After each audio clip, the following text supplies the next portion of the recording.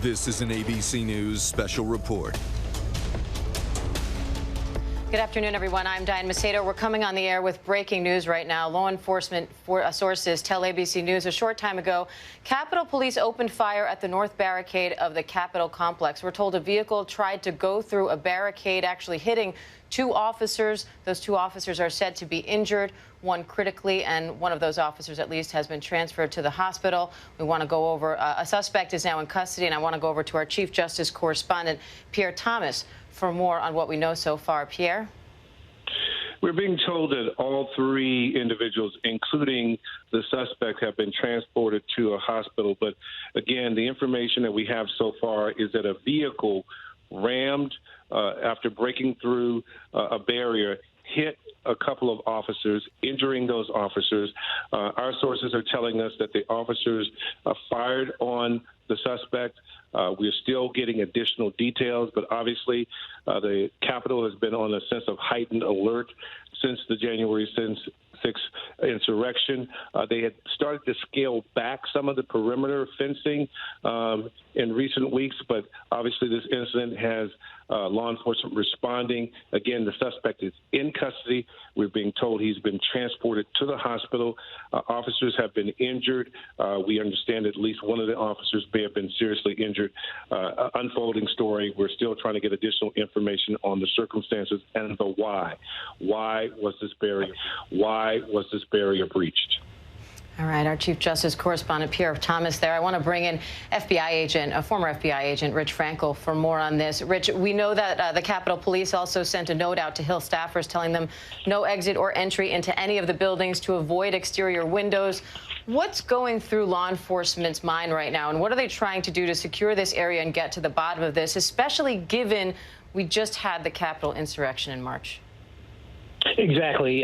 Because of that, they're going to be on heightened. They're already on heightened alert. Now if they have a red alert, it's on red alert. The entire Capitol is going to be in lockdown, at least until they make sure that everyone is safe and secure, that there is no follow-on incident. Again, we don't know for sure that this was an act of terror or insurrection, but they're going to act in that capacity until they know. So it's better to be safe than sorry. And they'll do everything that they can to protect those who are in the Capitol. And not only the Capitol Police will be doing this, but, of course, the National Guard and all the federal agencies that have responsibility. The JTTF and the National Capitol Response Teams, I'm sure, have been notified and have already started to look into this matter. You have a car and you have a person, so you actually have quite a bit of information that is now going to be analyzed to determine who the person is, where the person's from. They'll go into social media. They'll go into everything that they can as soon as possible to identify who this person is. Was it an act directed against the Capitol, or was it an accident where the person fell asleep? At this point, we just don't know. Yeah, and it is important to note that at this point, we're not sure if this is intentional or not. Investigators are trying to put that all together now. I also want to bring in former FBI agent and ABC News contributor Brad Garrett on this, because, Brad, security has been so high since March there in D.C. How vulnerable are Capitol Police to an attack like this, given how high security has been? Very. And the reason why, Diane, is that they also have to walk a perimeter or on bicycles. And so they're out amongst the public. I'd have to know which tank trap he drove around, but you can drive around them with some difficulty between Independence and Constitution. And I would be surprised if this is an accident, but obviously we'll have to figure that out. But the Capitol is now a symbol to a lot of people for many motivations, from obviously what happened on January 6th. And there's a lot of folks associated with that crowd that still want to harm people at the Capitol. So, is it that? We'll have to see. But it just shines another light in that you can't literally shut down the Capitol so no one can move. Traffic still has to move, and clearly someone got around the barricades today. And we have ABC News reporter Josh Margolin with us, too. Josh, what's the latest on what we know so far? I know it's really early. Look, obviously it's really early, Diane. Right now, we know what's happened, that somebody tried to break through a barricade there. We know there are barricades that have been there for quite some time, even before what happened on January 6th. We know that the vehicle tried to get through and didn't stop, which is concerning to begin with, because if it's a mistake, typically people will hit a barricade and then stop moving. So the person didn't do that. And then police opened fire, and that's what they would do, because that's an active, potentially lethal threat. The question now, investigators, the situation is done for the moment. Investigators are going to be concerned, A, is there something else that's about to happen? And that's the most dangerous thing. Could this be the beginning of something? And I'm not saying it is, and nobody's saying that, but that's what they're worried about. The second thing is what went on here. Could it be just, God forbid, that it was a terrible incident or accident where somebody got sick behind the wheel and hit the gas pedal? We've seen that a million times. Could it be driving under the influence, or could it be somebody who was actively trying to perpetrate something? What we do know is that law enforcement is on edge. January 6th is what happened. We know there was an insurrection at the Capitol, and we know that they have been looking at the intelligence and law enforcement information to see if there was a threat to the Capitol today. That doesn't appear to be the case. But then we also know we're in the month of April. Law enforcement and domestic terror experts are always concerned about the month of April, because we have a long history, terrible history in this country of violent incidents in the month of April. The worst, of course, being the April 19th anniversary of the Oklahoma City bombing. And Brad, as Josh pointed out, one of the big concerns whenever anything like this happens, even though we don't know if this was intentional, one of the big concerns is that it is intentional and that it's not just going to be this one isolated act. So what does law enforcement do at this point to try to ensure the rest of the complex and the city is safe? Well, the reality is, if you want to stop these, you literally have to create fenced barricades around the tank traps. Now, that's going to cause all sorts of problems with traffic, but I think the reality, Diane, is there's going to be a sort of a built-in vulnerability of, as I mentioned earlier, of people in uniform, and because they obviously represent the Capitol.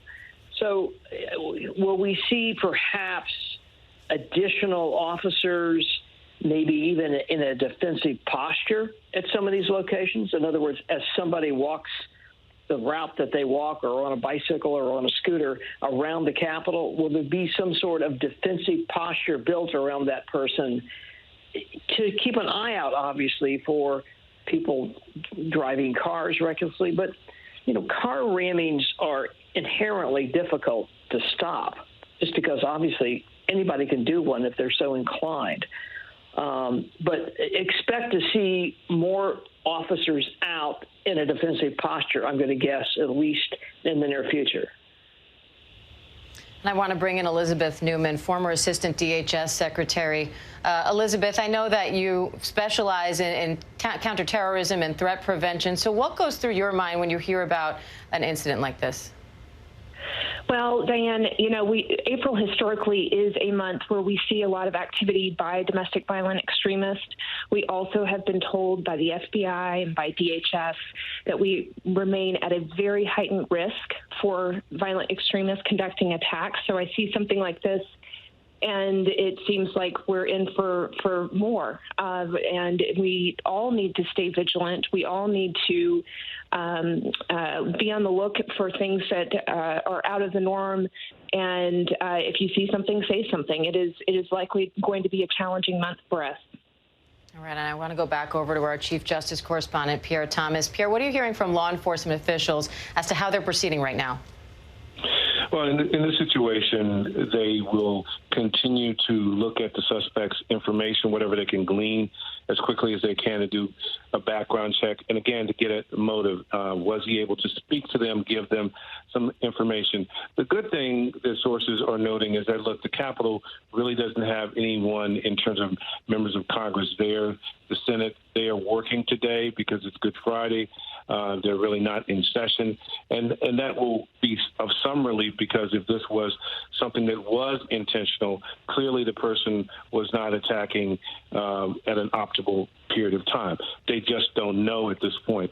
And one thing we should make clear is that Washington, unfortunately, in recent years has been a commonplace where people who have various issues will show up and become a law enforcement problem. Sometimes they just need help. Sometimes there are people who, again, drive cars erratically. These are things that law enforcement have to deal with.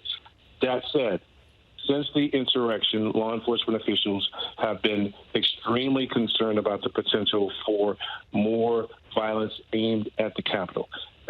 And they know the Capitol has become a beacon for activity. The question is, why did this person drive past the barrier into those officers? Again, the early stages of the investigation, and it'll involve the FBI, all law enforcement officials, gathering information on the suspect once they have a name. Yeah, investigators, no doubt, trying to uncover that. What's the motive behind this whole thing, or is it an accident? But Pierre, as you mentioned, the city has been an attraction for security issues over the past few years. And I want to bring in Mary Alice Parks, our correspondent who's at the White House now. Mary Alice, given how tense the city has been as of late, what's it like there at the White House right now? Yeah, Diane. Well, first, the president is not here. He left this afternoon for Camp David. He's arrived at Camp David. He's planning to spend the Easter holiday there with family. And the news of the situation started to break while reporters, I was one of the reporters in the White House press briefing room. As the press briefing was going on, we asked the press secretary, Jen Psaki, about the developments. We were informing her of the news. She said that she is not aware of any, further security measures or lockdown here at the White House. I can tell you that here, from where I'm standing, it doesn't seem like there's a heightened lockdown sort of posture. But that said, here at the White House, we still have an expanded perimeter. The public still cannot come up to the gates right on Pennsylvania Avenue. There's been that expanded perimeter since January 6th here at the White House, though that perimeter started to change just this week. In the last few days, we've seen some of the bike racking change. We know that this White House has been eager to get the public back closer, to get more of a sense of normal security here at the White House. It's hard to imagine how they will respond at this point. The other thing that Jen Psaki said during the press briefing, she reminded everyone who travels with the president. He's not alone. He's obviously with a representative from his national security team, with a deputy chief of staff, someone from his press team, giving him reports and updates when exactly things like this, when emergencies happen, Diane. All right, Mary Alice Parks there from the White House. And we are getting live pictures right now. You can see the heavy police presence there around the Capitol. And investigators try to uncover whether this was an intentional act, someone trying to drive through the barrier there at the Capitol, or whether this was something that was just an accident. I want to go to Josh Margolin again, our reporter there. Josh, walk us through a little bit. As we look at these live pictures, walk us through what's happening there and how the system worked in this case. Look, the thing that people should remember, Diane, is that this is not January 6th. We saw a complete failure of law enforcement and of safety measures and precautions at the Capitol. Very, very different today. We're seeing, the barricades worked. That's why barricades are there. You really can't shut down a democracy. Like Brad was saying earlier, Washington is meant to be, it's built to be, an open city. And we can think back to 2 decades ago when they first talked about shutting down Pennsylvania Avenue in front of the White House, and how really controversial that was, and the message that it was sending. Washington is supposed to be open. There are big, beautiful boulevards on both sides of the Capitol, so you need to have the precautions in place in order to make sure you can keep it open. That was the failure of January 6th versus today. We have an incident that looks like it's done for the moment, thankfully, and we have a situation where somebody was trying to break through, and the cops that were there doing their jobs stopped it. And we'll know more about what this individual was trying to do.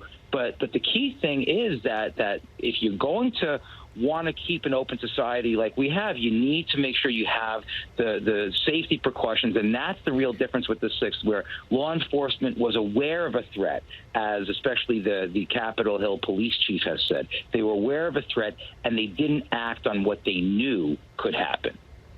And again, we're looking at live pictures now of what look like National Guard troops in position. As you said, this is a very different kind of law enforcement presence at the Capitol now than we saw on January 6th, when they were clearly unprepared. We've also seen that heavy police presence outside the Capitol. And here you're looking at the scene. Again, Capitol Police say someone rammed a vehicle into 2 Capitol police officers. 2 suspects are injured.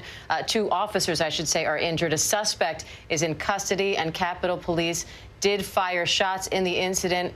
It's still a developing story, but right now it seems this incident appears to be over. Again, investigators are still trying to look into whether this was an intentional act or whether it was an accident. We are going to continue to monitor this developing story. For now, we'll go back to our regular programming. You can expect full details tonight on World News Tonight with David Muir. I'm Diane Macedo in New York. Stay safe, everybody.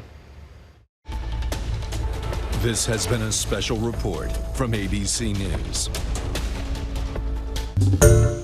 Hi, everyone. George Stephanopoulos here. Thanks for checking out the ABC News YouTube channel. If you'd like to get more videos, show highlights, and watch live event coverage, click on the right over here to subscribe to our channel. And don't forget to download the ABC News app for breaking news alerts. Thanks for watching.